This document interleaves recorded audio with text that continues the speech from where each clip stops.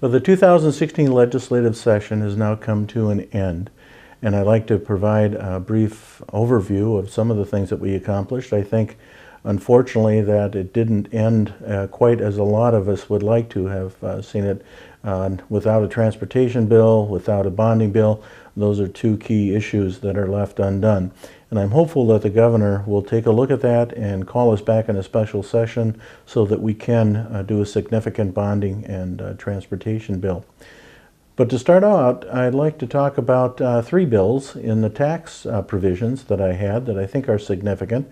One of them is first in the nation. It's a tax credit for parents and students that are paying back student loans.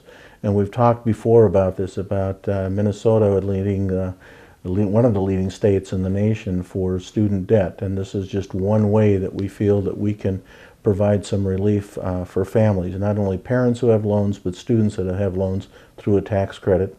We also, a provision that I sponsored, a 529 savings plan. This is for grandparents, parents that want to save for a child's education, and they can put money away. And that is a bill that's passed, and now there'll be a tax credit. It is based on income of those that are saving, but you can then get a tax credit that's automatically put into that child's account. So we think that that's also rather significant.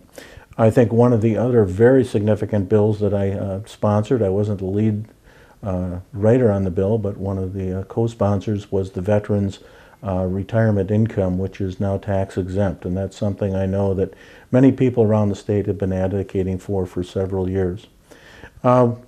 We also had some tax relief that's related to school districts. Agricultural land has been looked at because we know in rural Minnesota, at times it's been difficult to pass referendums based upon the impact on agricultural land. So there's been some redefinition of that and reaffirmation of agricultural land and how it impacts referendums. The working family credit is something that all families will benefit from in Minnesota, and so that, I think, is a major tax provision that was passed. In education, we had the pre-K investment. This was a governor's priority, and again, our youngest learners, this is something that will definitely help them. It'll help the achievement gap, hopefully, by giving those young people a start and having a good foundation, a good base for learning as they enter kindergarten. We also did some other studies that will be looked at, some issues that we've had some discussion for the last several years.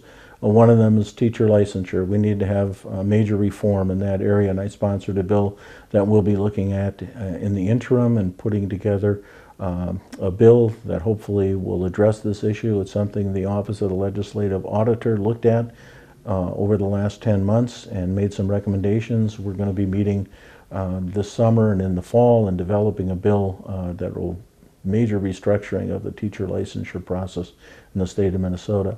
And the second bill I'd like to share with you is one that I sponsored about student discipline. And there have been a great many media stories about issues in our schools and some of the violence that's been taking place.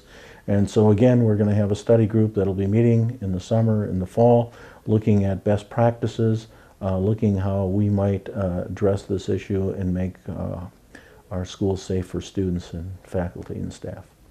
So that's some of the things that have occurred here in the last session, and I look forward to seeing many of you as we campaign for the 2016 election in the fall.